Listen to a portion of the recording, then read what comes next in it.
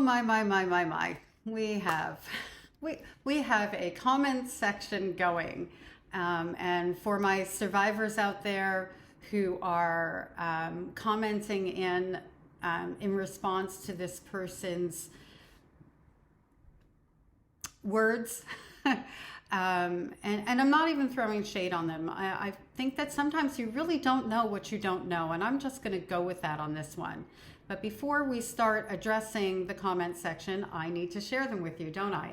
So we're going to go ahead, we're going to get into it, and then I'm just going to give you a little bit of a blow-by-blow, mostly answering the person that I believe doesn't know what they don't know. And hopefully I'm able to open up their eyes a little bit, and if not theirs, maybe somebody else's. Let's get into it, shall we? I'm going to just read the comments of the person that started the flow here. That being said, for context and so that everybody else can understand what this person is responding to in the comment section, in the description of this video, I will include everything. And the reason I'm doing it that way is just to keep the focus on what's the word I want to use? I don't want to be condescending, and I don't want to be snarky, even though it makes me feel like being a little snarky. So I guess the word that I'll use is I just want to, or the words, I want to really focus on the, for lack of a better word, education of this person, sensitization, and for anybody else out there who's going to benefit from having more understanding. And for us as sibling survivors, just relating to one another and each other's experiences. So whatever side you're on with regards to that, I would appreciate some input in the comment section, because it's really helpful for us to be able to engage with one another and expand upon how we feel about being no contact and what it's taken to get there, as well as just that good old thing of we are not alone and relating to one another. So here we go. We're going to get into the comments. I think, quote unquote, no contact is cowardly. What does it really solve? There will always be that person in your life, usually played out in a work situation, but not always. Until you learn how to control your triggers and not react to emotional bombs set by that other person. There will always be that person manifested in your life you are trying to escape/avoid by going no contact. They don't just disappear. Oh, but we do. Couldn't resist. Well, I could, chose not to. They manifest in forms of boss, friend, lover, coworker, neighbor, etc. If someone is truly out of control and threatening your livelihood, your life, I think extreme actions call for extreme solutions. So no contact is extreme. Okay, I gotcha. Then I can see going, quote unquote, no contact. I think that no contact, quote unquote again, gets thrown around far too easily as a solution to conflict. People have become disposable. And therapy and 12-step recovery have replaced families. Don't I wish that therapy could do that? Oh, I'd be so much less alone. It is important to find your footing as an adult in parental relationships. That is important to maturation and emotional well-being. It's about finding your place in the world. Wow, that was a mouthful. But we're not done. Wait, there's more. I feel like one of those Ginsu commercials. I do believe that in the case of extreme abuse, there should be extreme solutions like no contact. So you get to decide what extreme abuse is. Just a little bit of abuse is not enough to remove somebody from your life. Okay, I got you. Okay. I also believe that no contact solution is being abused itself as a solution to inconvenience, annoyance, and conflict avoidance. It is being thrown around way too easily, and people have become disposable. Okay, so you felt the need to repeat that. Gotcha again. So this is in response to a comment where it says, I don't believe it's relevant to compare parents and coworkers. For context, I need to give you guys that. So here we go. I get that. Well, it doesn't really sound like that. But there is a power dynamic with boss who is in control of income. There is a dependency. Many workplaces are toxic too. I agree with that. Like workplaces being toxic, for sure. I mean, if my mother were the boss of people, I could guarantee you that workplace would be toxic. My point is that going no contact with parents does not, capital letters, prepare you when you encounter similar dynamics out in the world. Oh, because those parents did such a good job in preparing us in the outside world. We weren't set out into the world at a great disadvantage or anything because of how they, I hate saying raised us, how they groomed us. Let's say that, because of how they groomed us to be silent, compliant, have low self-esteem, all of those different things. Stay in place in toxic relationships. Just saying. Yes, parents are not the same as bosses. However, there is a similar power dynamic in play. No, there is not, just so you know. Categorically, there is not a similar dynamic in play in any way, shape, or form. There is no dynamic that matches the power dynamic a parent has over their own child. Let me be very clear. If you didn't hear that the first time, you can rewind and play it again. You can continue to quit jobs, go no contact, and dismiss people in your life, but at some point it catches up to you. If you aren't actively working through your issues, you are bound to repeat these toxic, abusive patterns in your life. Patterns repeat. I need something stronger in here. I have so much to say, I don't even know where to start. Let's go step by step. As much as I can. And I'm sure that there's, well, not positive, but there's a likelihood that I'm going to leave something out and I'm going to try to review. But folks out there, if I leave something out, put it in the comment section. Please, please, please, please put it in the comment section. Let's start with power dynamics. There is no dynamic more powerful in this universe than that of a parent to a child. And why is that? Because the parent of a child, good or bad, or somewhere in between, or like my mother, a sociopath and a narcissist, fills that child's cup with the only knowledge they have about relationships in the world and who they are and what their place in the world is from the very beginning of the moment they take their first breath. A boss doesn't have the ability to do that.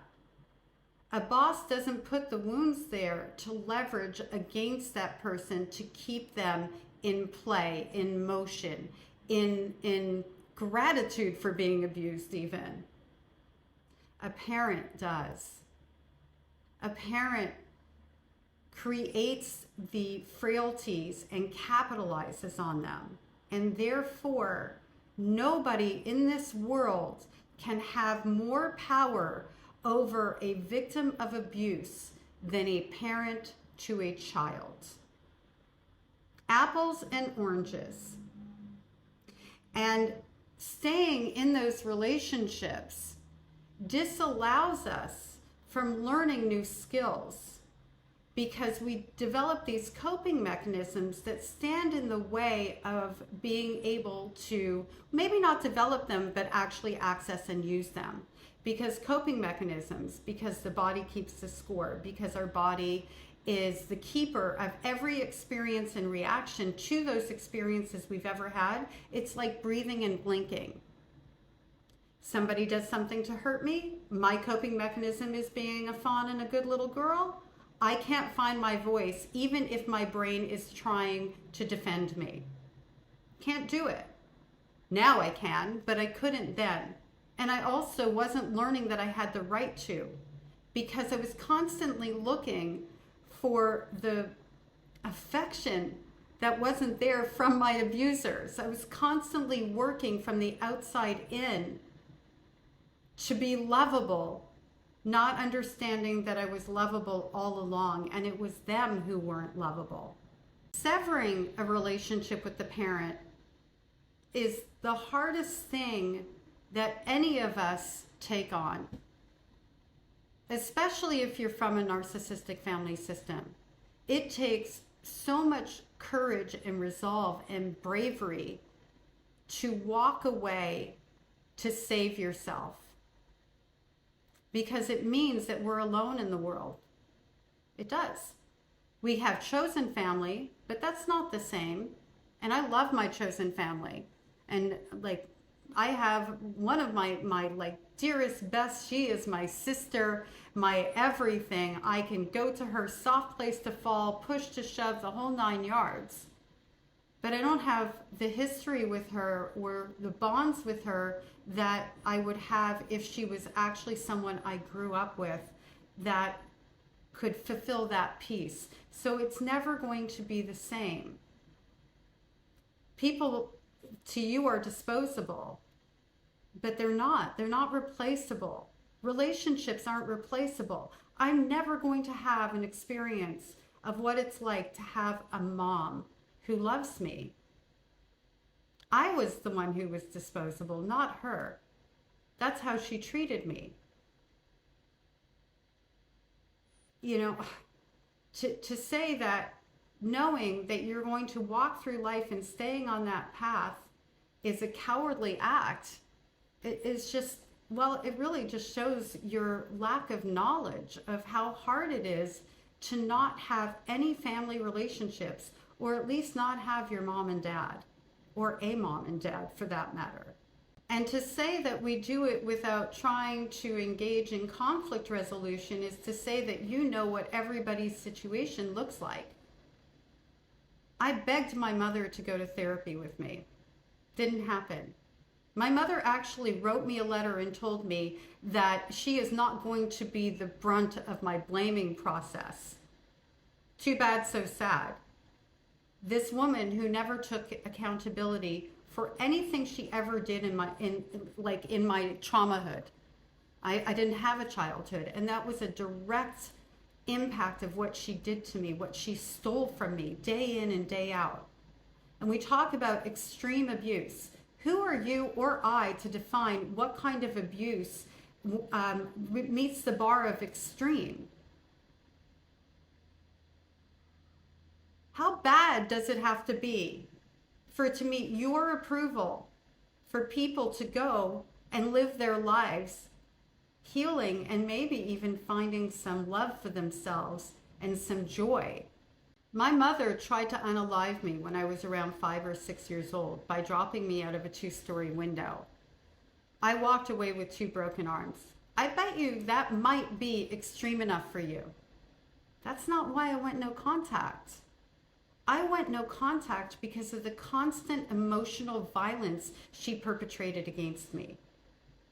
Calling me damaged goods at the age of 9, telling me I was a tramp, telling me that, you know, I'm never going to be good enough, that everybody knows that I'm crazy and that there's something wrong with me. Consistently going with all of this type of messaging.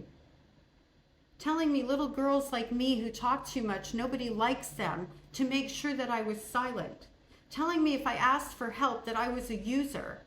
Telling me, how can you have no opinion? You're a follower. Like, nothing that I did was going to be acceptable to her, which meant that nothing about me was acceptable. That took me a lot longer to heal from. The bones are good. They're solid. 6-8 weeks. Yes, there was a trauma effect afterwards. I was afraid of heights for the longest time. Still am to some degree. But I went paragliding the other day, so I've faced that challenge.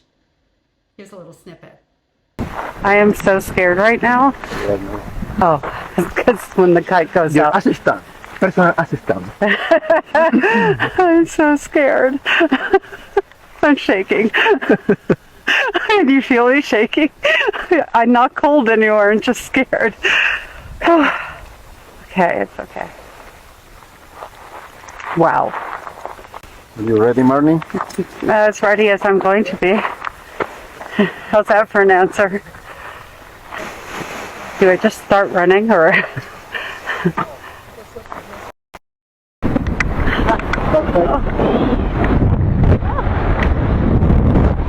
Good takeoff, madam. Give me the camera.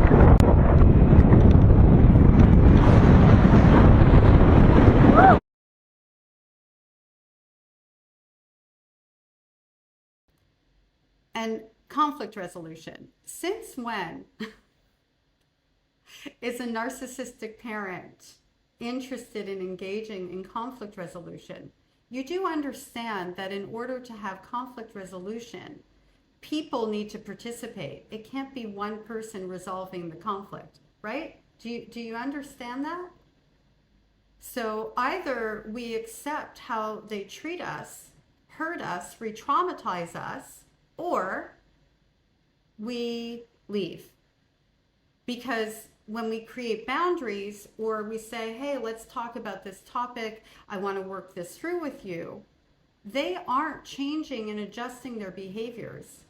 Likely they're not even listening to the conversation. It becomes something like, oh, I do everything wrong. Or it becomes like, you're remembering that wrong, or that didn't happen, or it's in the past, or okay, I'm not the perfect parent. It becomes a thing of such distraction, diversion, that the topic that's actually being brought into the room to be resolved never gets heard. That's what these situations look like over and over and over and over and over and over and over again. How long is a person supposed to engage with another person who is unwilling to come to the table and resolve conflict? It took me, by the way, forever to learn how not to be an avoidant, how not to avoid conflict, how to find my voice and my words and trust in myself before I could trust the other person to resolve that conflict. It took me forever to learn how to bring that into the room because of the fact that my mother didn't allow for it and punished me for it. There's no conflict resolution with people who are unwilling to take accountability, ever. Period. Doesn't happen.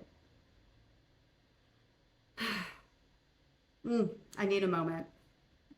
Every skill that I have now, I've been able to learn and implement, and sometimes I still can't implement them because I have complex PTSD. I learned after going no contact, through therapy, and through learning how to love myself and learning that the messaging I received from my mother was a lie. That's what no contact made space for. I'm going to leave you with this last little example of why it is some of us have to go no contact. And before I do that, just in reference to gaining skills and learning how to deal with people and not doing the love we know, meaning not following the patterns of abuse in the partners that we choose romantically or otherwise. I have people in my life who I have to manage from time to time. People whose behaviors are toxic, people who are difficult. Not in my therapy practice, because my clients, well, as they get to pick and choose me, I also get to pick and choose them because it's a relationship. You are right, it is a relationship, but we're not family. My job is to give them the tools that they need to live their best life without me. We are not family. I might have a great deal of feeling and affection, I actually do have, for my clients, and I care about them on a daily basis outside of the moments that they're in front of me. But at some point, as time goes on, they'll go off to hopefully live their best life. And that's not no contact. They don't need me anymore because they're healing and they have the tools that they need to continue to heal without needing me anymore. In other capacities though, or places, whatever, I have other things that I do for a living. I have other people in my life that might come with a bunch of other people that I like a lot, and there's a problematic one in the group. And I set a lot of internal boundaries for myself in dealing with those people. If they bring up topics that they know are hot for me because they're toxic and they've identified certain things, I don't engage in those topics. And if they try to reel me in, I let them know through an external boundary that I'm not interested in having that conversation. Going no contact has left me the space to breathe, to develop these skills, and to know who I am and what I have a right to, which is the same thing as we all have a right to. Feeling the same ways in all of our relationships, the ones that count, the ones that are close. And that's feeling safe, seen, and cherished, valued. If I don't have those components in my relationships, I'm not in a relationship with that person. That doesn't mean I don't have interactions with people who I can't avoid. It means that they are not a part of my inside circle, and therefore they can't hurt me anymore. They can't trigger me, as you said. It isn't my responsibility to take such great care of my triggers so that I'm able to endure toxic relationships. That's not what we're supposed to do. We're supposed to heal our wounds that cause us to be triggered so that we don't engage in toxic relationships. Anywhoosie, here's the example that I want to leave you with. If your hand was on fire, like up in flames, and you walked into an emergency room, what is the first thing that they would do? They'd put out the fire, and then they'd start to treat the wounds. Staying in abusive relationships is like being set on fire over and over and over again, and having the expectation that we can work on our wounds and our triggers while we're in flames. Not everybody who goes no contact has to stay no contact. Not every situation is exactly the same. Going no contact, at least for some period of time, or taking some space, maybe low contact, gives a survivor of abuse the opportunity to start to heal without being re-traumatized over and over again. Most of the time, as they go through that process, they decide that they don't want to go back into those relationships unless the people who they are healing from are willing to work on their own individual healing journey, go to therapy, and show up as somebody who is looking to resolve conflict. I leave you with that.